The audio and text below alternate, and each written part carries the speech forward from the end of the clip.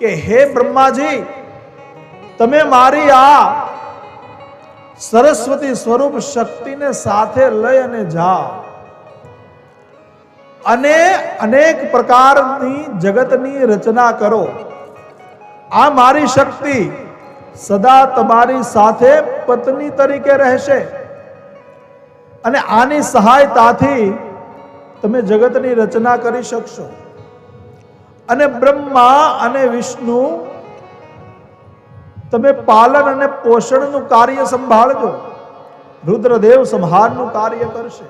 અને હે બ્રહ્મા, જ્યારે જ્યારે તમારા આ જગત ઉપર, તમારું રચેલું જે જગત છે એની ઉપર જ્યારે જ્યારે પણ મુસીબત આવશે, સંકટ આવશે, ત્યારે વિષ્ણુ અને શંકર આ તમારી મદદ કરશે.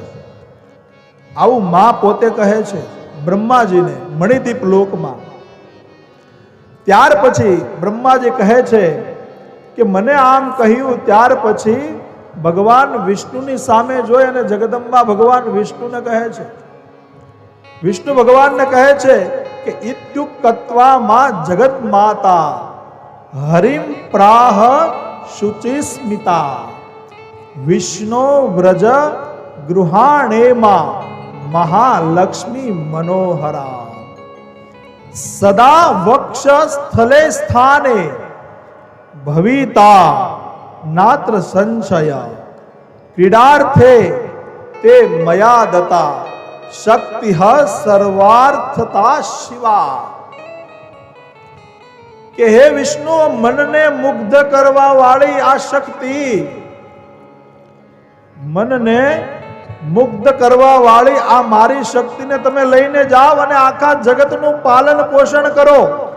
માં જગદંબા બોલે છે કે મારું આ લક્ષ્મીનું સ્વરૂપ તમારી સાથે હંમેશા પત્ની તરીકે રહેશે, તમારા વક્ષ સ્થળ પર રહેશે, એની સાથે આનંદપૂર્વક તમે રહેજો.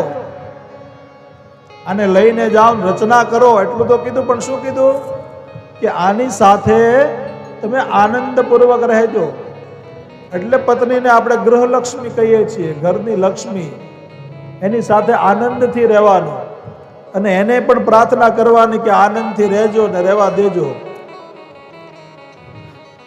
હે વિષ્ણુ, તમારામાં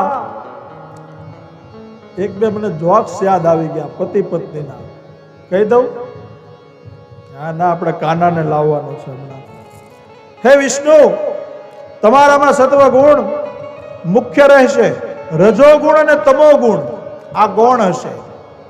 એટલે ભગવાન વિષ્ણુની અંદર સત્વ ગુણ જ છે. હે વિષ્ણુ ભગવાન, તમે આખા જગતનું પાલન પોષણ કરજો. આવું વિષ્ણુ ભગવાનને કહ્યા પછી માં જગદંબા સાક્ષાત ભગવાન દેવોના દેવ મહાદેવને કહે છે.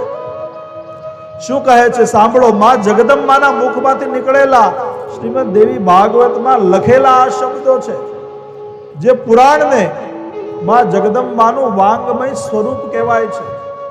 આ કોઈ પુસ્તક નથી, આ કોઈ ચોપડી, કિતાબ કે વાર્તા, સ્ટોરી નથી, પણ આ સાક્ષાત માં જગતજનની જગદંબા જ છે.